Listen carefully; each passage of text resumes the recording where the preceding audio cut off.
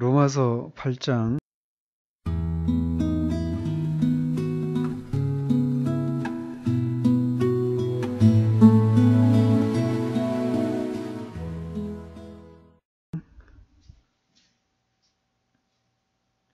5절부터 9절까지 같이 읽도록 하겠습니다. 시작.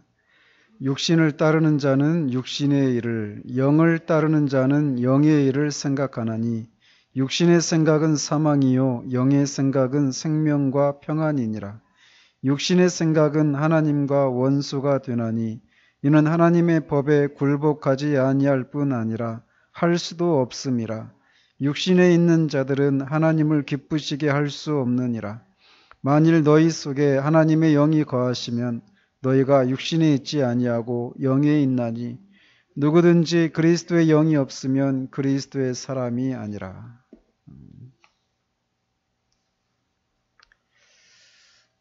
지난주에는 우리가 한 사람이 영적으로 사고하는 사람인가 아닌가 이렇게 판단할 때 어떤 것을 기준으로 해서 그것을 판단해야 되는가에 대해서 살폈습니다. 그래서 결론적으로 말씀드리면 그가 어떤 이 마음의 압박을 받지 않는 어떤 일상적인 그런 상황에서 무엇을 가장 많이 생각하고 묵상하는지를 보면 그가 생각하는 것이 영적인 것이면 그가 영적으로 생각하는 사람이고 세속적이거나 육신적인 것들을 생각하는 사람이면 주로 그가 또 그런 사람이다라고 하는 것을 이렇게 말씀드렸습니다. 육신적인 사람도 양심의 어떤 압박을 받거나 어떤 외적인 방편을 접해야 하는 경우가 있단 말이죠. 뭐 기도나 설교나 이런 것들. 그런 경우에도 일시적으로는 영적인 것들을 생각할 수는 있습니다. 그러나 우리가 말하는 영적인 사고를 하는 사람이냐 아니냐는 그렇게 압박을 받는 특별한 상황이나 또는 영적인 것들을 생각할 수밖에 없는 어떤 외적인 그런 방편들을 사용하는 상황에서 그가 영적인 것을 생각하느냐 아니냐 이걸 보고 판단하는 것이 아니라 이 일상적인 그것도 압박을 받지 않는 일상적인 상황 가운데서 그가 어떤 것을 생각하는가를 이렇게 보고 살펴야 한다라고 말씀을 드렸습니다.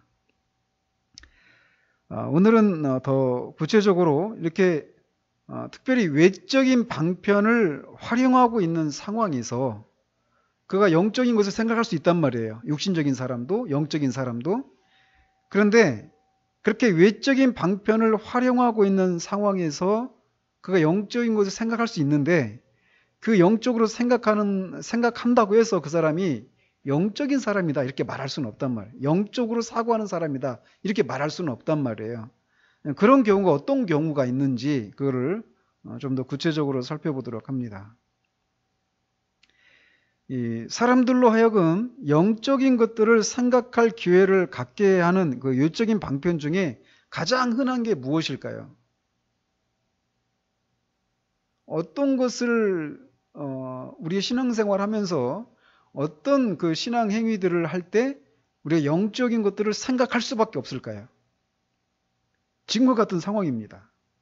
예배 가운데서 말씀을 듣게 되는 상황들. 그죠? 말씀을 듣게 되는 거, 이거는 사람들로 하여금 영적인 것을 생각할 수밖에 없게 만듭니다. 그렇지 않아요?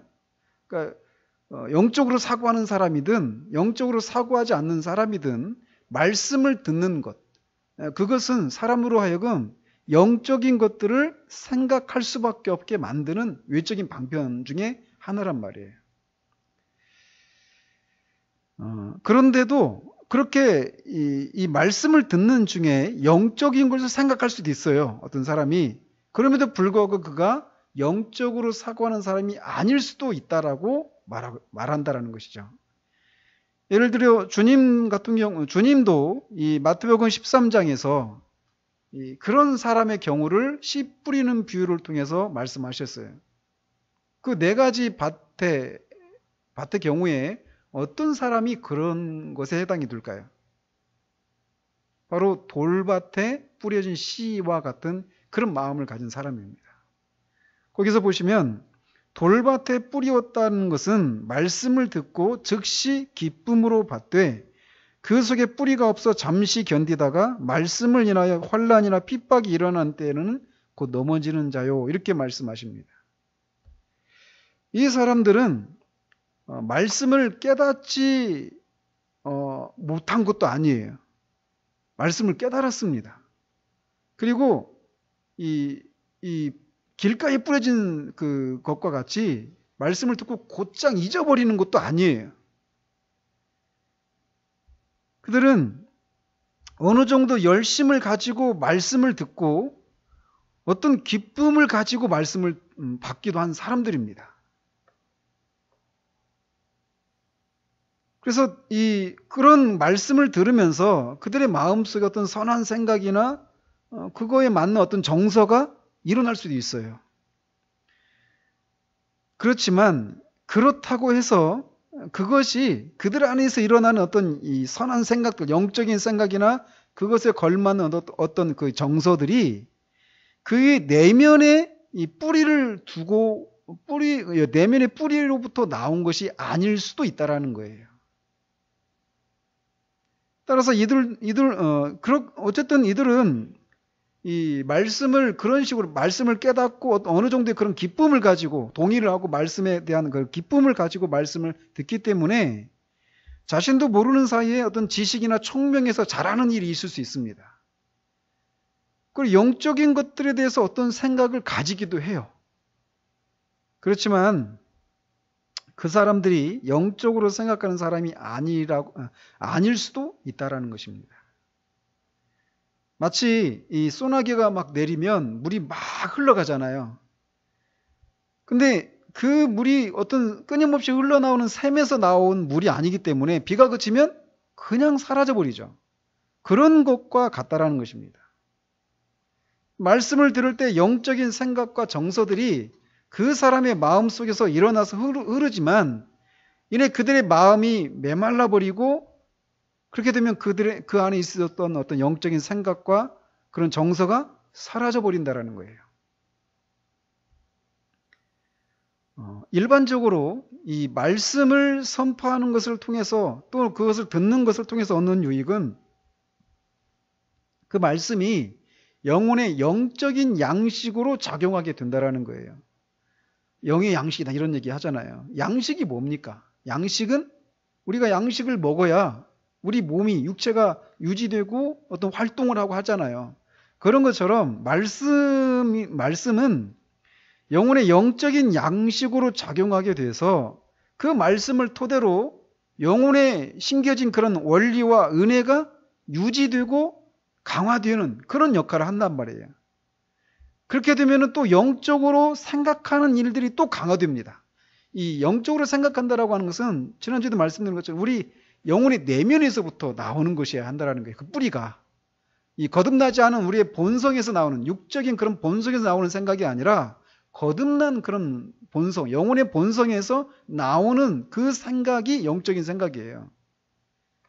근데 이렇게 말씀을 들으면 그 말씀이 우리 영혼의 양식으로 작용을 해서 우리 안에 있는 그 영혼의 원리와 은혜가 강화된단 말이에요. 그러면 거기에서 또 영적인 생각이 또 강화되는 거예요. 일단 그렇게 이 말씀이라고 하는 것은 그런 역할을 한다는 것이죠. 또 이렇게 전파된 말씀은 이 은혜의 작용을 유도하는 기회를 불러온다라고 말을 합니다. 오해의 그 표현들이 굉장히 어려운 표현들이 많아요. 이게 무슨 얘기냐면 은혜의 작용을 유도하는 기회를 불러온다라고 하는 이 말은 무슨 말이냐면 우리가 말씀을 들을 때 믿음과 사랑과 두려움과 신뢰심과 경외하는 마음을 그 영혼 안에서 불러온다라는 거예요. 따라서 설교를 듣지 않는 것보다는 설교를 듣는 것이 이런 은혜의 작용, 그 믿음과 사랑과 두려움과 신뢰함과 경외하는 마음을 이렇게 불러일으키는 그런 기회를 더 많이 제공하겠죠. 말씀을 듣는 것이 듣지 않는 경우보다. 그러나 그렇다고 해서 이런 사람들이 영적으로 생각이 돌아가는 사람이라고 하기에는 충분하지 않을 수 있다는 거예요.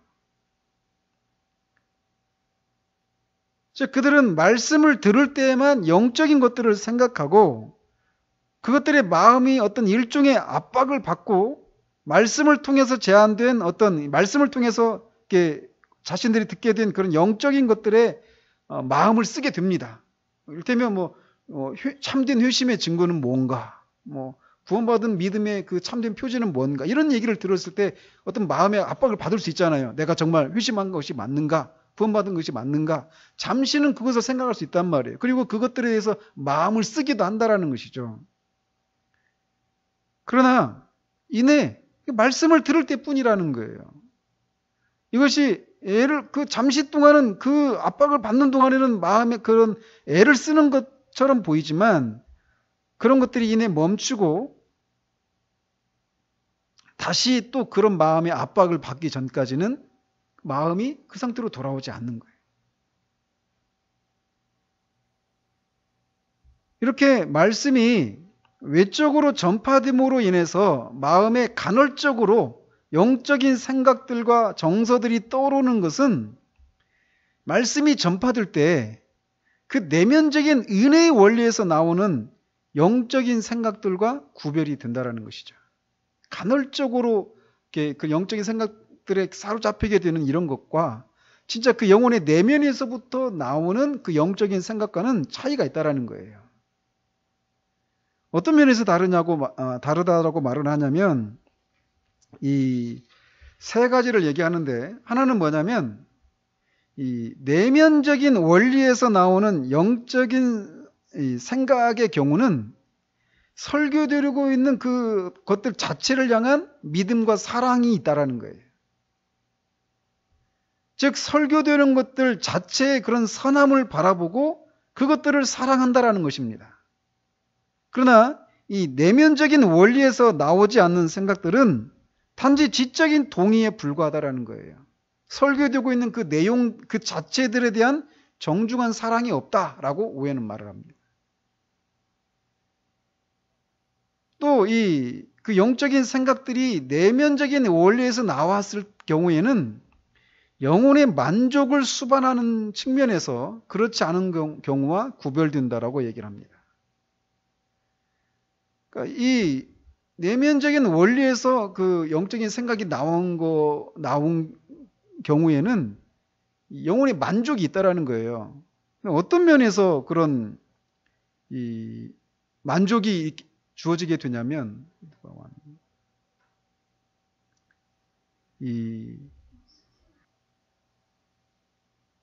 그 영적인 생각이 우리 내면의 원리에서 나왔을 경우에는 영혼의 만족이 수반된다라는 겁니다.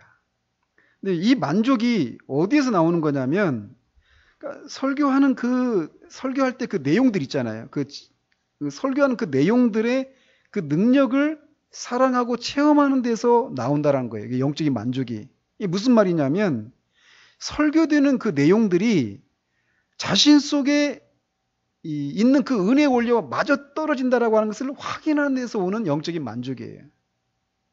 즉, 굉장히 좀 어렵게 말을 하죠. 즉, 설교 가운데서 이렇게 선포되고 있는 그 내용들 있잖아요. 그 내용, 예를 들면 회심한 사람들에게 나타나는 어떤 표지들, 이런 것들을 이렇게 들었단 말이에요. 그런 경우에 그 설교되는 그 내용들 속에 있는 것들이 자신 안에 있는 것들을 확인하는 거예요. 그런 데에서 오는 영적인 만족이 수반된다라는 거예요. 그래서 그런 설교되는 내용들이 자신 안에 있다라고 하는 것을 알고 마음의 위안을 얻게 되고 어떤 은밀한 만족과 이 득이 양양함을 준다라는 것이죠. 그러나 이 내면의 원리에서 나오지 않은 생각들, 영적인 생각들은 이런 효력들을 가지지 못한다라는 거예요. 잠시 마음이 감동되는 것 외에는 어떤 열매가 전혀 없다라는 것이죠. 나도 저걸 갖고 싶다, 누리고 싶다, 경험하고 싶다, 이런 차원의 만족입니다. 그러나 내면의 원리에서 나오는 이 영적인 생각들은 그것이 내 안에 있었던 거구나, 내 안에 일어난 것이 그거였구나, 이런 것을 확인하는 데서 오는 마음의 위안과 어떤 위로, 이런 것이 있다라는 거예요. 그런 영혼의 만족이 수반된다라는 것입니다. 또 세 번째로 내면적인 원리에서 나오는 생각들은 영적인 성장이 동반된다라는 거예요. 영적인 성장은 말씀으로 말미암아서 이 새 본성의 원리, 내면에 심겨진 거듭남으로 말미암아 심겨진 그 새 본성의 원리가 자극을 받아서 나오는 생각들을 이렇게 포함하고 있다라는 거예요. 그래서 이 내면의 원리에서 나오는 영적인 생각들은 그것이 영혼의 성장을 촉진하는 것으로 작용한다라는 것입니다. 이런 면에서 말씀을 들었을 때 떠오르는 영적인 생각들이 그게 정말 내면의 원리에서 나온 것인지 아니면 단지 그냥 어떤 마음의 압박을 받은 데서 오는 본성에서 나오는 그런 영적인 생각들인지 일시적인 그런 영적인 생각인지를 그런 것들을 통해서 구분할 수 있다는 것입니다.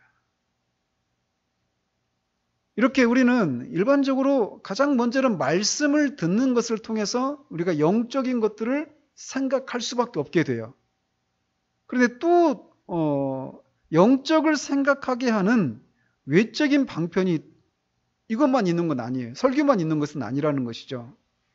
오늘 우리가 기도에 대한 찬양을 이렇게 한 2곡 정도 불렀잖아요. 기도도 그렇습니다. 기도의 의무도 우리로 하여금 영적인 것들을 생각하게 하는 외적인 방편 중에 하나입니다.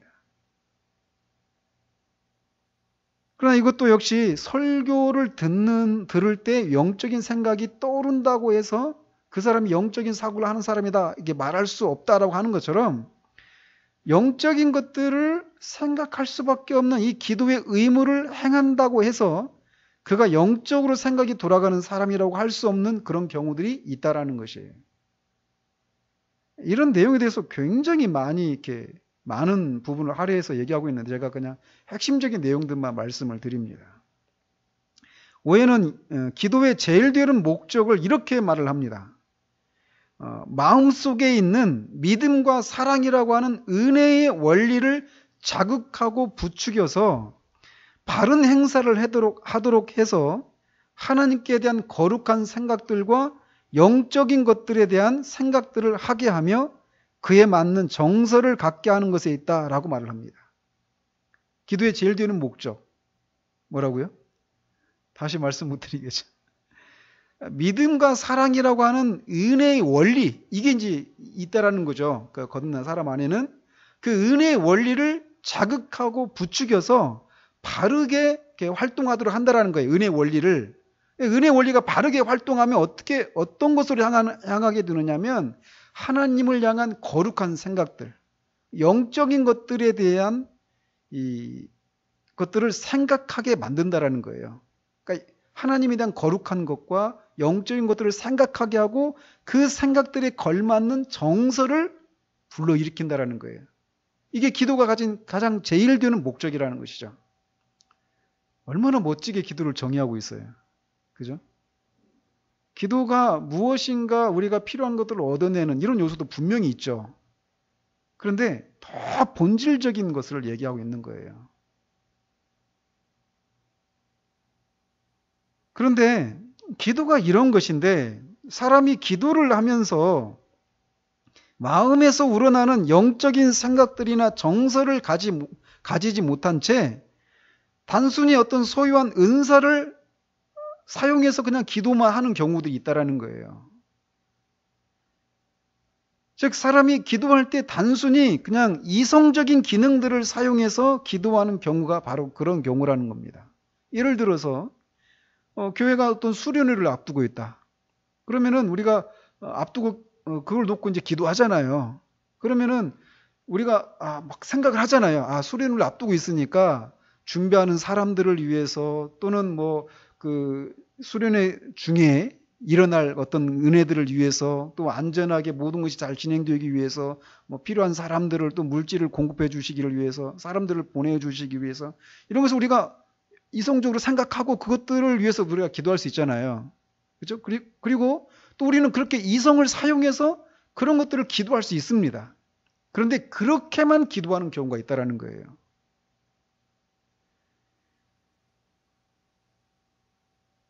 그렇게 기도하는 경우에 이 내면의 은혜의 원리에서 나오지 않는 기도인 경우가 있다라는 거예요. 또는 이 정해진 기도문을 읽는 경우에도 마찬가지입니다. 우리 같은 경우는 주기도문이죠. 로마 카톨릭이나 이 성공회 같은 경우는 기도문이 정해진 기도문이 있습니다. 근데 그런 기도문을 읽을 때 그냥 우리의 어떤 은사, 뭐 지성을 사용해서 그냥 읽을 뿐이에요. 거기에서 그 기도문을 읽을 때 우리 내면의 은혜의 원리에서부터 나와서 이 거룩한 생각들이 동반되고 그 생각에 걸맞는 영적인 정서가 없이 그냥 기도문을 읽을 수도 있다는 것입니다. 그런 경우에 그런 것은 그런 기도는 비록 영적인 것들을 생각할 수밖에 없는 그런 기도의 의무를 행하고 있음에도 불구하고 그가 영적으로 생각하는 사람이라고 말하지 못할 수도 있다는 거예요. 근데 이거는 영적으로 생각하는 사람의 경우에도 빠지기 쉬운 함정입니다.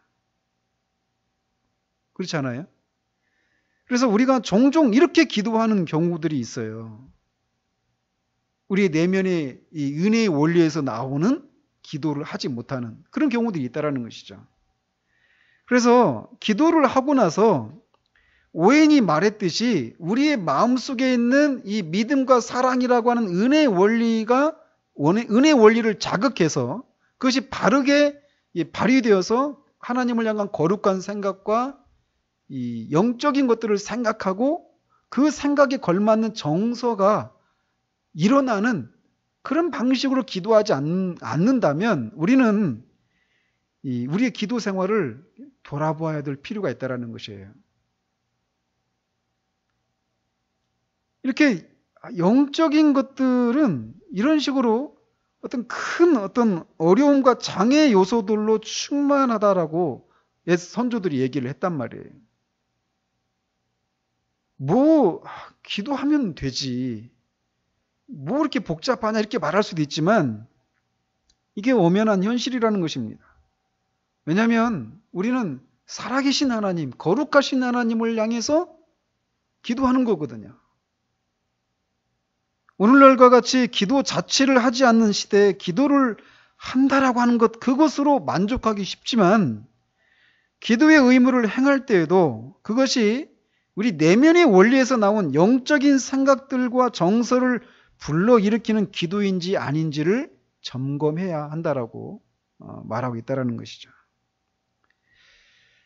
그 기도 자체가 이 기도라고 하는 그 영적인 것 자체가 문제가 있기 때문이 아니라 우리 자신의 내면에 있는 이 어둠의 문제 때문에 이런 것들을 점검할 필요가 있는 거예요. 우리는 얼마나 많은 그런 무지와 어둠에 둘러싸여 있는지 모릅니다. 그래서 우리 마음이 정말 우리 스스로 우리를 기만하기 쉽단 말이에요. 우리를 속이기 쉽고 우리가 속기 쉬운 거예요. 그래서 이를테면 하나님은 그와 하나님 사이에 하나님이 평화를 선언하지 않았는데도 불구하고 자신은 하나님과 평화를 이루었다고 생각한다든지 이런 경우들이 많잖아요. 그죠? 그런 것처럼 기도에 대해서도 마찬가지예요. 나는 기도를 했으니까 내 기도를 하나님이 받으셨다. 이렇게 생각하는데 사실은 하나님 앞에서 우리가 한 번도 기도를 해보지 않을 수도 있다는 것이죠. 왜냐하면 우리 스스로 우리가 속기 쉽다라는 거예요. 그렇기 때문에 그런 점검을 하는 것이 필요하다라는 것이죠. 일시적인 믿음, 끝까지 견디는 구원받는 믿음, 이것도 서로 유사해 보입니다. 그렇기 때문에 진짜 어떤 것인지를 점검할 필요가 있어요. 모든 것 속에서 우리는. 따라서 기도하는 데 있어서 우리가 성령의 그런 인도하심이 있으면 우리가 하는 기도가 정말 믿음으로 하는지 그 안에 은혜의 작용이 있는지를 확실하게 확인할 수 있다라고 얘기합니다. 기도하는 일이 영적인 원리에서 나온 것인지 아니면 그저 그냥 은사로만 해서 우리의 천성적인 기능들의 힘으로 말미암아 진행되는 것인지를 이 성령의 그런 인도하심을 가지고 우리가 확인할 수 있다는 것입니다.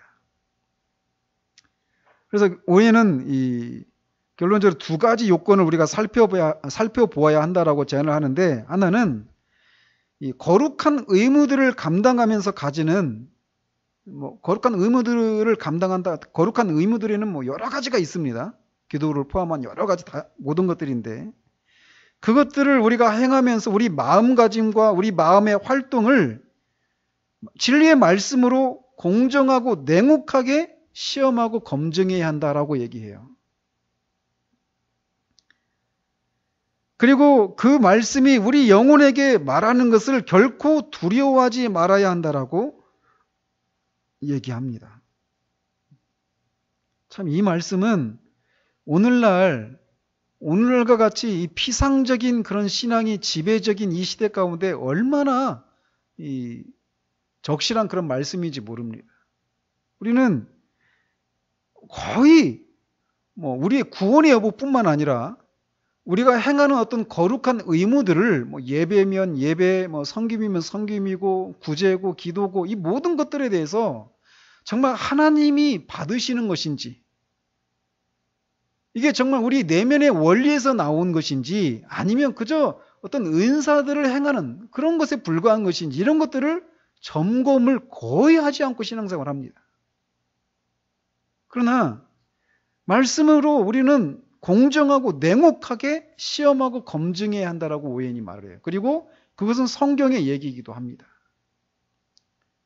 만약 우리의 신앙이라고 하는 것이 그냥 단지 이 땅에서 우리가 좀 더 안락하고 좀 더 안전하고 좀 더 행복한 그런 생활을 유지하는 것에서 그친다라면 이런 것도 사실 필요가 없겠죠. 그렇지만 우리는 나중에 다 하나님 앞에 심판대에 선단 말이에요. 그래서 우리가 이 땅에서 행했던 모든 것들에 대해서 하나님으로부터 이제 다 심판을 받는 거예요. 우리가 행했던 그런 거룩한 의무들을 가지고도 말이에요. 마태복음 7장에 나오는 그 사람들도 그렇잖아요. 선지자 노릇하고 권세를 행하고 귀신도 쫓아냈어요. 그리고 거룩한 의무들을 행했단 말이죠. 그러나 그것이 진짜 자신의 은혜의 그 내면의 원리에서 나온 것인지 아닌지를 점검하는 것이 없었던 거예요. 그런 면에서 우리는 이런 것들을 정말 주의를 해야 될 그런 시대를 우리가 살아가고 있다는 것을 기억할 필요가 있습니다. 아이러니한 것은 지난주 오후 예배 때도 말씀드린 것처럼 구원받은 사람들은 자기를 점검하는 것을 통해서 정말 자기가 구원받았다라고 하는 것을 이렇게 드러낸다라고 말씀드렸잖아요. 오히려 구원받지 못한 사람들은 그것에 대해서 불쾌하게 생각하거나 그걸 하지 않는단 말이에요. 그런 것처럼 영적인 거룩한 의무들을 감당하는 것이 정말 내면의 원리에서 나온 것인지 아닌지를 점검하는 이 일에 있어서도 똑같은 이 현상이 나타납니다. 왜냐하면 이 구원받았는지 안 받았는지 이런 것을 점검하는 일에 진짜 구원받은 사람이 더 열심을 내는 이유가 구원받은 사람들이 나타나야 될 그 현상 있잖아요. 그 상태, 그거를 유지하고 싶은 마음에서 그렇단 말이에요. 그런 것처럼 거룩한 의무들이 정말 하나님이 받으시는 것인지 아닌지를 확인하는 작업들을 하는 사람들은 내가 드리는 예배가, 찬양이, 기도가, 그 구제가, 섬김이 하나님이 받으시기를 원하는 마음이 있기 때문에 내가 하는 것이 진짜 그 내면에서 나온 것인지 아닌지를 점검하는 것을 즐겨한다는 것이죠. 그래서 아니면 그걸 고치고 하나님께서 정결케 해주시고 정말 하나님이 받으실 만한 그런 것으로 들어줄 수 있기를 위해서 또 하나님 앞에 간구한다라는 것이죠. 아무튼 이렇게 거룩한 의무들을 감당하면서 우리의 마음가짐과 마음의 활동을 이 말씀의 빛에 비추는 이런 시험하고 검증하는 이 일을 해야 된다라고 얘기하고, 또 하나 이 기도도 마찬가지라고 얘기합니다. 하나님께 우리가 드리는 그 간절한 기도가 정말 바른 것인지를 부지런히 살펴야 한다라고 말을 해요. 왜냐하면 하나님께서는 우리의 기도가 진실한 것인지 시험하고 탐사하시기 때문에 그렇습니다. 그리고 우리 마음의 진정한 상태가 어떤 것인지도 알아보실 것이라는 거예요. 그래서 시편 기자가 하나님이여 나를 살피사 내 마음을 아시며 나를 시험하사 내 뜻을 아옵소서 나를 영원한 길로 인도하소서 이렇게 얘기했다라는 거예요. 왜냐하면 이렇게 해서만이 하나님의 성령의 은혜를 받을 수가 있기 때문에 그래요. 그냥 아려면 다 듣는 것이 아니라는 것이죠. 내 마음이 어떤지 내 뜻을 하나님이 시험하셔서 온전한 것이 아니면 교정해 주시기를 구하는 거예요. 이렇게 하는 것은 너무나 중요하고 또한 어려운 일입니다. 왜냐하면 하나님께서만이 사람들의 마음에 있는 것을 온전하게 아시기 때문에 그래요. 우리의 이 기도를 포함한 영적인 의무를 행하는 데 있어서 그것이 은혜의 원리에서 나온 것들인지 아닌지를 점검하지 않고 단순히 자신들이 그런 의무들을 수행하고 있는 것으로 만족하고 또는 그런 의무들을 다른 사람들보다 열심을 내는 것을 인해서 그 스스로 만족하고 다른 사람들로부터 인정을 받는 것으로 만족하고 많은 경우들이 있어요. 과연 하나님께서 받으시는지 아닌지를 점검하지 않은 채 단순히 외적인 의무들을 감당하는 것으로 만족하며 그렇게 하다가 나중에는 그것마저 버려버리고 배도하는 사람들이 나옵니다. 심지어는 배도는 아니지만 여전히 그렇게 간절하게 어떤 외적인 거룩한 의무들을 수행하면서 죄악과 정욕의 노예의 상태 가운데 있는 사람들도 있어요. 이스라엘의 그 선지자들을 통해서 하나님께서 끊임없이 책망하신 이유가 그거잖아요.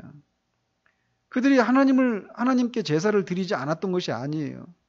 다 했습니다. 그럼에도 불구하고 하나님을 향한 존경하는 마음도 없고 여전히 죄악의 정욕에 사로잡힌 채로 그것을 행하고 있었다라는 것이죠. 그래서 하나님이 누가 너희들한테 그걸 시켰더냐, 그걸 요구했더냐, 내가 언제 너희들한테 제사를 요구했더냐 이렇게 말씀하시기까지 하는 것이에요.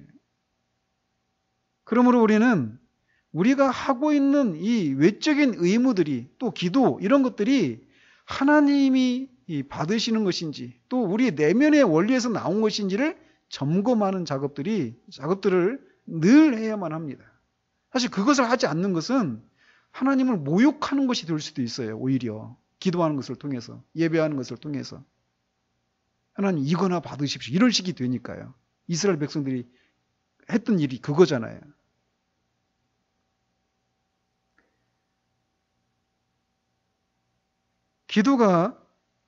우리가 기도가 효력이 있을 때는 기도에는 영적인 능력이 동반됩니다.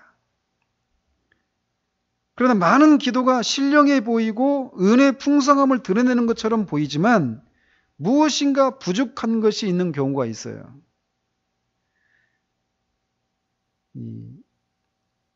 뭐냐면 그 기도에 대한 응답이 없는 경우가 그런 경우에 해당됩니다.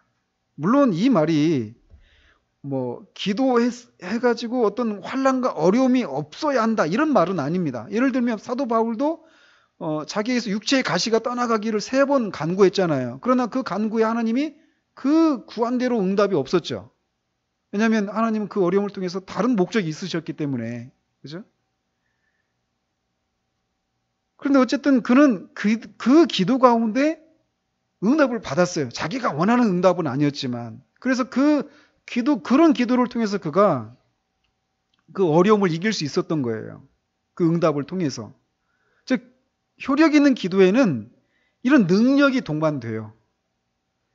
그런데 이 기도를 간절하게 행하고 꾸준히 행하고 있는데도 이 영적인 유익을 가져오지 못하는 그런 경우가 있다라는 거예요.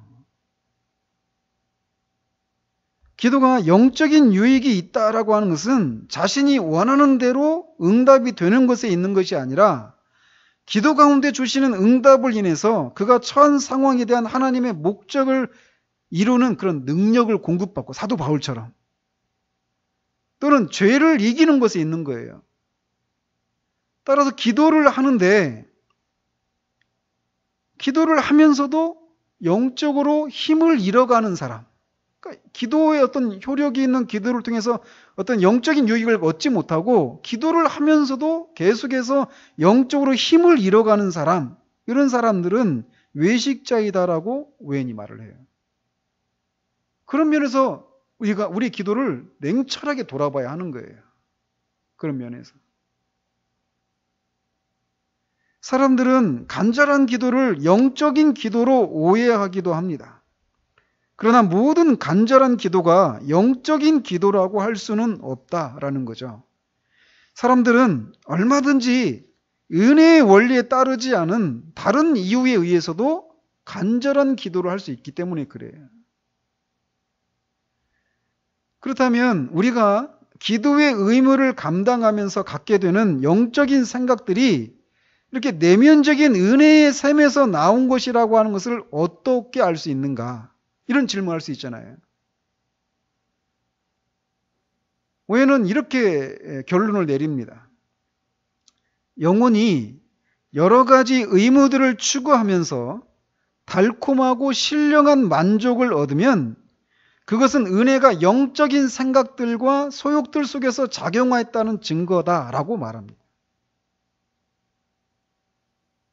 기도의 의무를 감당하면서 하나님과 진정한 교통을 하고 있는 영혼은 기도 중에 혹은 기도가 끝난 후에 영적인 이 상쾌함을 그 심령에 느끼게 된다라는 거예요. 그렇기 때문에 그런 사람들이 기도하는 이유는 기도해야 된다는 의무 때문만이 아니라 기도하는 데서 오는 이런 영적인 상쾌함과 만족감, 신령한 만족, 이런 것들, 이런 기쁨을 알기 때문에 기도를 하게 된다라는 것이죠.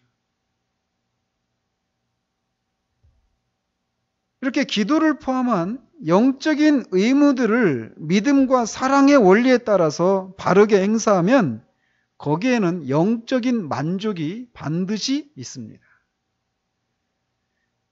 사실 그것이 우리로 하여금 거룩함을 이루게 만드는 거예요. 죄를 이기게 하고 주님을 닮는 이 삶을, 십자가를 지니는 삶을 살 수 있게 만드는 것이 바로 여기에 있는 것이에요. 영적인 의무를 행하면서 사람은 하나님께 가까이 나아가게 되는데 그것이 이렇게 안에서부터 일어나는 은혜의 작용에 따른 것이라면 거기에는 모든 종류의 영적인 유쾌함과 안식과 만족과 영혼을 상쾌하게 만드는 것들이 있다라는 겁니다. 왜냐하면 그런 것들을 통해서 하나님께 나아가는 거잖아요. 근데 그 하나님 앞에 나아갈 때 하나님 안에 이 모든 것들이 있다라는 거예요. 하나님은 이 모든 것들이 근원이시라는 것입니다.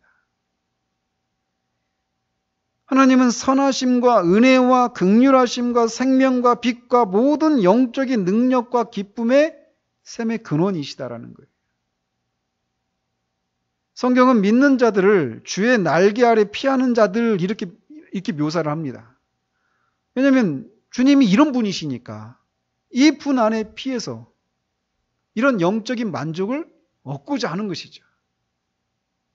그곳에 안전이 있습니다. 이렇게 우리가 영적인 의무들을 믿음과 사랑이라고 하는 은혜의 원리에 따라서 행할 때 이런 영적인 그런 만족을 맛보게 된다라는 거예요. 따라서 만약에 우리가 영적인 의무들을 행하면서도 이런 것들을 맛보지 못했다면 그것은 우리가 잘못 행하고 있는 거예요. 믿음과 사랑이라고 하는 은혜의 원리에 따라서 행하고 있지 않다라고 결론을 내릴 수밖에 없다라는 거예요. 왜냐? 그것은 결국 말씀드린 것처럼 하나님께 가까이 나아가는 것인데 하나님에게는 그게 있거든요. 반드시 있다라는 것입니다. 그래서 우리가 그것을 은혜의 방편이라고 하는 거예요. 만일 우리 마음이 우리가 이렇게 기도하고 있는 이 영적인 것들에 대해서 마음과 생각으로 기울어져 있고, 그러니까 우리가 기도하고 있는 그 영적인 내용들 있잖아요. 이런 것들이 우리의 마음과 생각도 같이 이렇게 그런 것들에 이렇게 마음을 같이 하고 있고, 그런 심령의 상태를 유지하려고 매일 끊임없이 애를 쓰고 있다면 영적인 것들에 대한 생각이 그 사람 속에 있는 은혜의 샘에서 나온 것이다라고 말할 수 있어요. 그러니까 기도하면서 기도하고 있는 그 내용에 대해서 우리의 마음과 생각이 따로 간다면, 기도할 때는 그렇게 기도하고 우리의 삶은 따로 그것들에 대해서 생각하지 않고 마음이 거기에 쏠려 있지 않다라면 그거는 우리의 은혜의 샘에서 나온 것이 아니다라고 결론할 수 있다는 것이죠.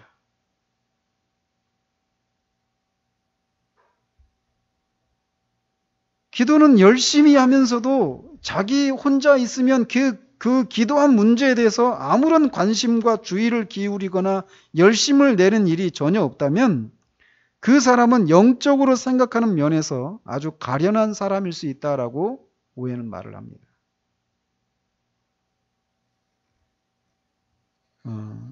그러면서 이런 얘기를 합니다. 우리가 은사와 은혜라고 하는 말이 다릅니다. 은사와 은혜, 이 관계를 우리가 바로 알아야 되는데, 은사는 무엇이냐면 은혜를 섬기기 위한 것이에요. 근데 은혜는 또 뭐냐면, 은혜는 습관적으로 마음으로 하여금 기도하는 일에 이끌어주고 그런 마음의 상태를 유지하게 하는 경향이 있습니다. 은혜라고 하는 것은 늘 우리를 이 기도하는 것뿐만 아니라 영적인 것들을 향해서 우리의 마음이 기울어지게 하고 그런 마음의 상태를 유지하게 하려고 하는 그런 경향이 있어요. 은혜는. 그래서 은혜가 그렇게 하려고 어떤 행사에 들어가면 은사들은 그 은혜의 행사를 돕는 작용을 한다라는 거예요. 그러니까 그런데 그러니까 마음이 냉랭한데도 은사만을 사용해서 얼마든지 영적인 의무들을 감당할 수 있습니다. 아시겠죠? 그래서 그런데 일반적으로 은혜가 작용할 때 은사가 그 은혜를 돕는다라는 거예요. 이게 은혜와 은사의 관계예요. 그 일반적인 경우입니다. 그래서 우리가 기도할 때도 있잖아요.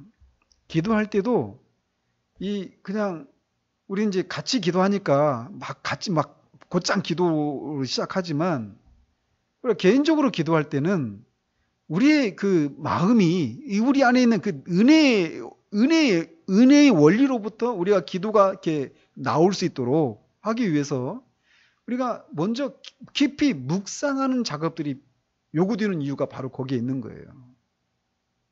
우리 마음은 냉랭한데 그냥 입술로 뜨겁게 기도할 수 있습니다. 얼마든 열렬하게, 간절하게. 근데 영혼의 그 내면은 아주 냉랭할 수 있어요. 그래서 이 은혜의 원리가 먼저 작동할 수 있도록 그 시간을 들이는 작업들이 필요해요. 그렇게 될 때 그 은혜가 이제 작용하기 시작할 때 은사가 돕는단 말이죠. 이 일반적인데 때로는 그러면은 우리 그 은혜의 원리가 작용할 때까지 우리가 그러면 가만히 있어야 되는가?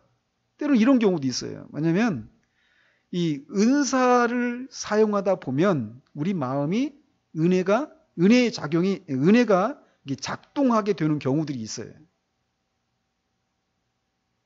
마중물 붓는다고 하잖아요. 마중물 아시죠? 펌프에 물 올리기 전에 마중물 붓고 그다음에 오면 나오잖아요. 그래서 우리가 이 은사와 은혜의 원리, 이 관계를 이렇게 아는 것이 왜 중요하냐면 늘 기도할 때 우리가 은혜에 의해서 기도가 되어야 된단 말이에요. 은혜의 원리에 따라서. 단순히 그냥 은사만 사용해서 기도하는 것이 아니라. 근데 많은 경우에 은사를 사용한 기도가 아무리 간절하고 열렬해도 그 영혼은 냉랭할 수 있다는 거예요. 그래서 그 기도를 통해서 얻게 되는 그런 기도의 유익들을 얻지 못하는 경우들이 있다는 거예요. 그런 면에서 그것을 살피는 작업들이 필요하다는 것입니다. 우리는 지금까지 주로 말씀을 듣는 것이나 기도의 경우를 가지고 그것들이 영적인 생각과 정서를 가진 것인지 아닌지를 살폈지만, 하나님을 섬기는 데 있어서 이 두 가지 경우에만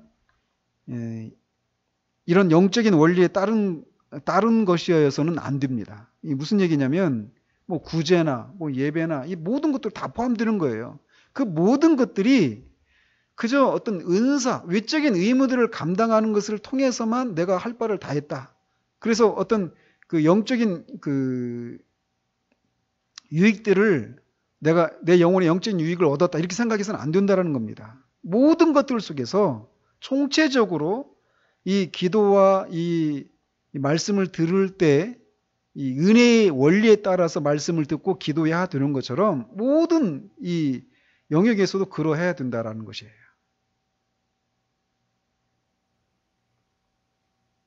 오해는 마지막으로 이 말씀을 들을 때 우리가 떠오르는 생각들이 간헐적으로 그냥 그 말씀을 들을 때만 떠오르는 그런 영적인 생각들과 정서인지, 아니면 그게 우리 안에서 이렇게 습관적으로 일어나는, 그리고 영적으로 생각하는, 사고하는 사람이기 때문에 그런 것이 일어나는지를 이렇게 얘기를 합니다. 이렇게 비유를 해요. 왜냐하면 그 영적인 것들에 대한 생각들이 여관에 잠시 들렀다가 가버리는 손님과 집에서 거주하는 자녀들에 비유합니다. 그래서 이 손님들이 가끔 여관에 들어오잖아요. 그죠? 가끔 들어와요. 그 손님들이 영적인 생각들이에요. 그래서 여관에 손님이 들어오는 경우 그 사람은 계속 사는 사람이 아니거든요. 언젠가는 나간단 말이에요. 잠시 머물렀다가. 그 사람이 떠나면 다시 찾지 않죠. 그냥 그 사람을, 손님을. 그런 것처럼 이 말씀을 들을 때 영적인 생각들이 떠오르는, 그럴 때만 말씀을 떠오르는, 영적인 것들을 떠오르는 이 사람들을 그런 경우에 비유한다라는 거예요. 그래서 그들은 그 영적인 말씀을 들을 때 잠시 그렇게 그 생각이, 영적인 생각들에 사로잡힙니다. 그러나 그 생각이 떠나면 다시 찾거나 그러지 않아요. 그런데 늘 영적으로 사고하는 사람들은 말씀을 들을 때 일어나는 그 영적인 생각들에 대해서 어떻게 반응을 하느냐면, 집에서 머무르고 있는 자녀들의 비유해서 이렇게 설명을 해요. 그래서 그들은 이 영적인 말씀을 들을 때 어떤 영적인 생각들이 떠오르잖아요. 영적으로 사고하는 사람들도 말씀을 들을 때 영적인 생각들이 막 떠오른단 말이에요. 그리고 영적인 생각들에 부합하는 그런 영적인 정서들도 같이 이렇게 동반돼서 이렇게 떠오른단 말이에요. 그런데 그게 말씀을 들을 때 그게 이제 있을 때가 있어요. 근데 그게 한동안 머물다가 떠나죠. 계속해서 그 마음이 유지됩니까? 그렇지 못한 경우들이 많아요.